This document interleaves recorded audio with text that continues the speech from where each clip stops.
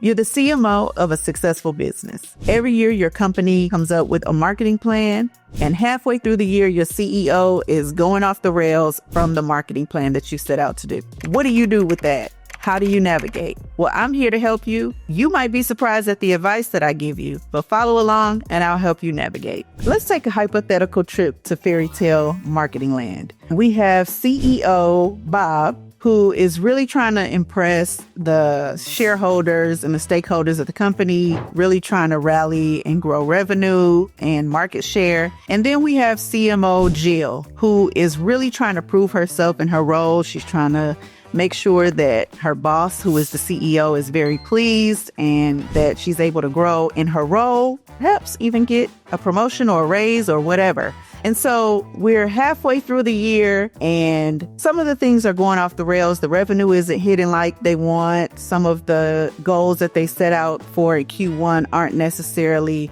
where they want to be. And now we have Bob jumping in, kind of moving Jill around, trying to tell her what to do with her job. And she knows what she's doing. She knows her stuff. She's earned her keep.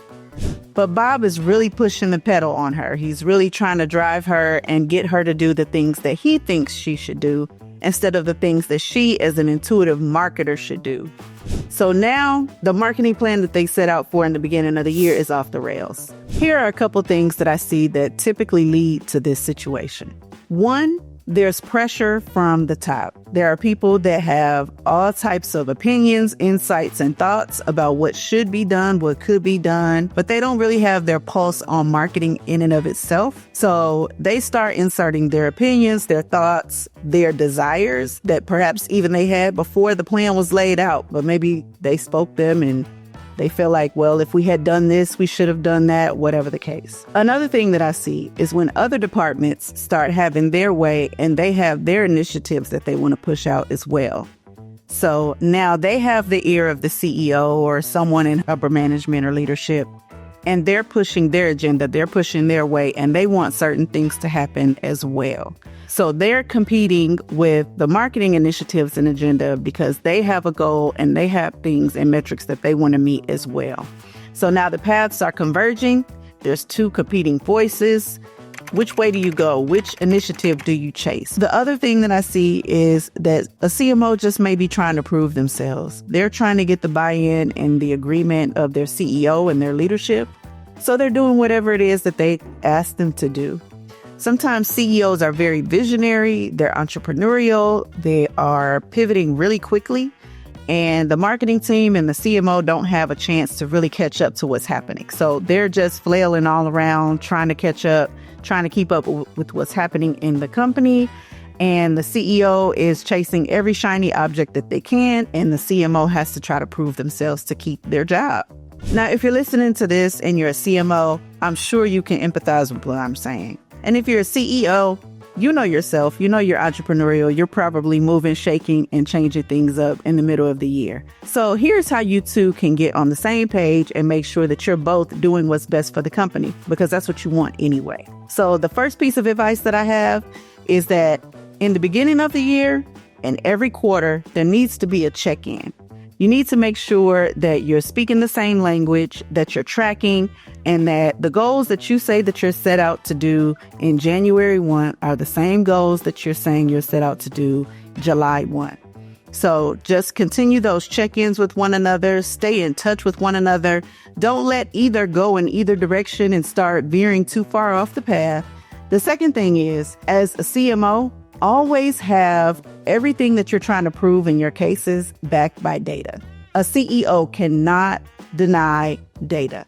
So if you have numbers, you have facts, you have charts, you have graphs, whatever the case that you need to do to prove your point to this CEO that this is the path that we should be on. This is what we agreed upon in the beginning. This is the way that we're going, and we're going to continue down this path. Learn how to stake your claim. I know it can be tempting because you want to please your boss. You want to please the person that is signing your check, right? But you still have to have enough backbone and enough cojones to stand your ground and to continue to prove your case. Because what's going to happen is you're over here trying to please the CEO and the stakeholders and all of those people.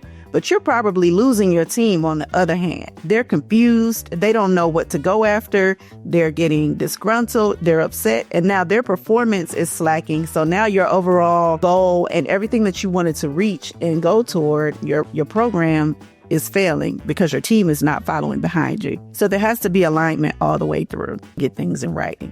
Because people can whiteboard and spitball and brainstorm all the ideas that they want in the beginning of the year. And this is what you think that you're supposed to do. And you're in agreement and you're saying yes, yes, yes. 2 months later, they've completely forgotten that idea because they're pie in the sky. They're visionary. They're not tactical people like we are. So if you have to get it in writing and write out that plan and get that person to sign it off, and then later on, you pull that piece of paper back out and you say, this is what we agreed upon in the beginning.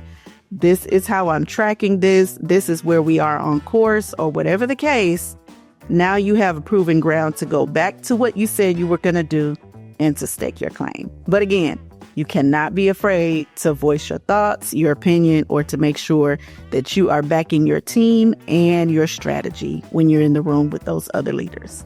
So one of the things that I've been doing to make sure that my marketing strategies are in alignment and that all things are clicking is I've been strategizing and mapping out with my marketing harmony checklist. You can get the same free checklist by clicking the link in the description and downloading it to make sure that your marketing is in harmony as well. It's been working like gangbusters. So go ahead, click the link, download it. Okay, so let's go to worst case scenario. Say you have the worst CEO in the world and they are sticking their heels in and they want to do what they want to do and they're not really listening to you. So here's my advice to you as a CMO. Find the common ground. Figure out where their goals and your goals. Don't try to go off the rails and do your own thing because all you're going to do is piss that CEO off and you might lose your job. But also, in order to make sure that you're making your metrics, you may not want to go completely to the left and do everything that they're telling you to do.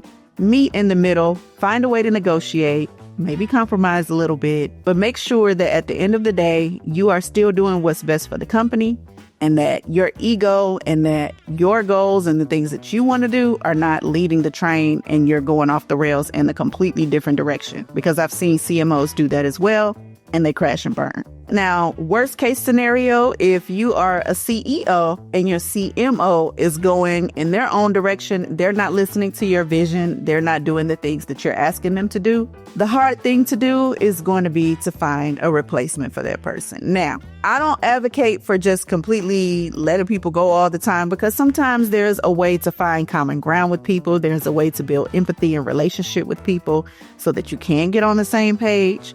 But as a CEO who is building and moving a fast-paced company, sometimes you have to bite the bullet and recognize that somebody may not be a good fit. And that's okay. So if it gets to the point that you are not meeting anywhere in the middle, there is no common ground, there's no communication, and you cannot get through to that CMO, they're doing whatever it is that they want to do, you might have to chunk them the deuces. If you're a CEO or a CMO and you know that you need to get some marketing alignment in your company, I'm your girl. Click the link in the description below. Get on my calendar. I have some consultation hours available, and I would love to be able to help you to make sure that your conversations between the CEO and the CMO and even the marketing department are all in alignment so that your marketing can be in alignment. Till next time, see you later.